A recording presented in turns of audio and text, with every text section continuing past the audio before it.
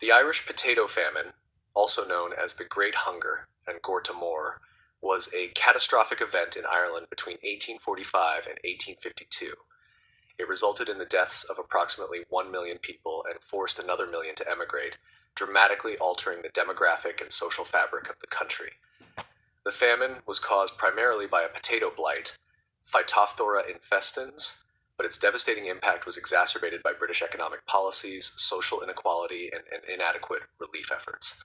This essay explores the causes, effects, and consequences of the famine, as well as its lasting impact on Ireland and the wider world.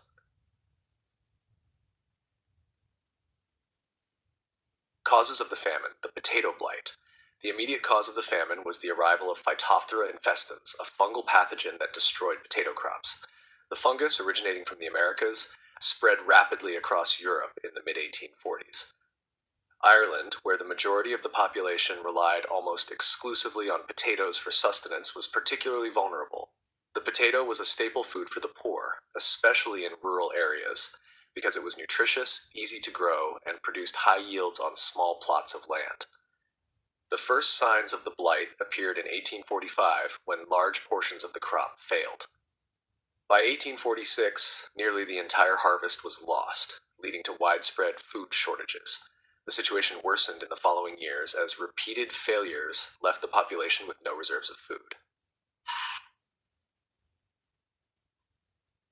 Economic and political factors. Although the blight was a natural disaster, the famine's severity was largely due to political and economic conditions in Ireland. Under British rule, Ireland had a land system that favored absentee landlords who owned large estates but lived in England, leaving local tenants to work the land under harsh conditions. Most Irish peasants did not own the land they farmed. Instead, they rented small plots from landlords at high prices. This forced them to rely almost entirely on potatoes for food, as other crops and livestock were primarily used to pay rent. British economic policies further worsened the crisis. The British government, led by Prime Minister Sir Robert Peel in 1845, and later by Lord John Russell, adhered to laissez-faire economic principles, believing that market forces should address the crisis without heavy government intervention. As a result, even as millions starved, Ireland continued exporting food, wheat, barley, oats, and livestock, to Britain. These exports, often collected as rent by landlords, left the Irish population with little to eat. Impact of the famine. Starvation and disease. As food supplies dwindled, starvation spread rapidly. Malnourished individuals became more susceptible to diseases, leading to outbreaks of typhus, dysentery, and cholera.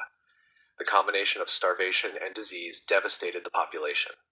Entire villages were depopulated, and thousands of families were evicted from their homes when they could no longer pay rent. In many cases, the British government's response was inadequate or counterproductive. Workhouses, which were meant to provide relief, became overcrowded, unsanitary, and breeding grounds for disease. Public works projects were introduced to provide employment, but they often involved hard labor with little food, leading to further suffering.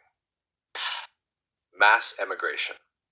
The famine triggered one of the largest waves of emigration in Irish history. Between 1845 and 1855, around 2 million people left Ireland, seeking refuge in the United States, Canada, Britain, and Australia.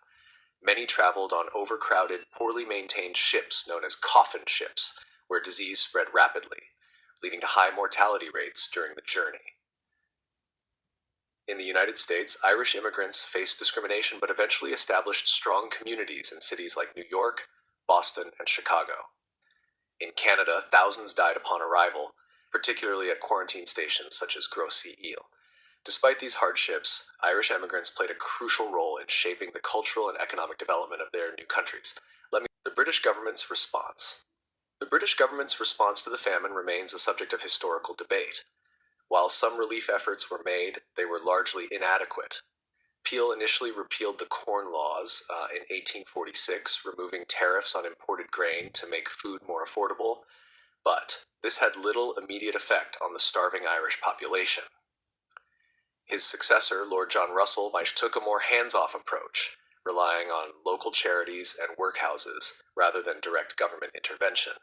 The government introduced relief measures such as soup kitchens and public works projects, but these efforts were insufficient to meet the scale of the disaster. Moreover, policies such as the Gregory Clause, which denied aid to those who owned more than a quarter acre of land, forced many small farmers into homelessness. The belief among British officials that the famine was a natural consequence of Irish overpopulation and economic inefficiency further limited their willingness to intervene. Some politicians, such as Charles Trevelyan, saw the famine as a divine punishment and an opportunity to reform Irish society by reducing reliance on small-scale subsistence farming. Social and economic consequences. The famine had profound and lasting effects on Ireland. The population, which was around 8.4 million before the famine, fell by nearly 25% due to death and emigration. Many rural areas never fully recovered, and Irish society was permanently altered. Decline of the rural economy. The famine led to major changes in Ireland's agricultural system. Before the famine, small tenant farms were the norm, but afterward, many landlords consolidated their holdings into larger farms used for cattle grazing. This shift contributed to rural depopulation and a decline in small-scale farming. Political and cultural impact. The famine intensified anti-British sentiment and fueled Irish nationalism. The perception that the British government had neglected or even exacerbated the suffering led to increased support for movements advocating Irish self-governance. Organizations such as the Irish Republican Brotherhood, founded in 1858, sought independence from British rule, laying the groundwork for later political movements, including the push for home rule and, ultimately, Irish independence in the 20th century. Culturally, the famine left a deep scar on Irish identity. Folk traditions, literature, and music preserved the memory of the famine, ensuring that it remained a defining historical event. The trauma of mass starvation and forced emigration became embedded in Irish consciousness and influenced Irish American communities as well. The Irish diaspora. The Irish diaspora, fueled by famine-related emigration, had a significant impact on the countries where Irish people settled. In the United States, Irish immigrants became a major political and cultural force. Many participated in labor movements and later in politics, with figures like John F. Kennedy symbolizing Irish American success. In Canada, Australia, and Britain, Irish immigrants contributed to economic growth but also faced discrimination. Over time, they integrated into their new societies while maintaining a strong connection to their Irish heritage. Legacy of the famine. The Irish potato famine remains one of the most tragic events in Irish history. It is commemorated in Ireland and around the world through memorials, literature, and historical research. In 1997, British Prime Minister Tony Blair issued an apology for Britain's role in the famine, acknowledging that the response had been inadequate.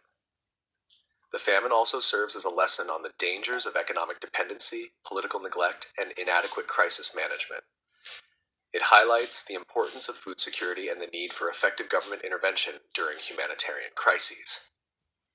The Irish potato famine was not just a natural disaster, but a catastrophic event shaped by economic policies, social inequality, and political neglect. The loss of life, mass emigration, and long-term social changes reshaped Ireland and its relationship with Britain. The famine's legacy continues to influence Irish identity, politics, and diaspora communities worldwide. Understanding the famine helps illuminate broader historical themes of colonialism, economic hardship, and human resilience in the face of adversity.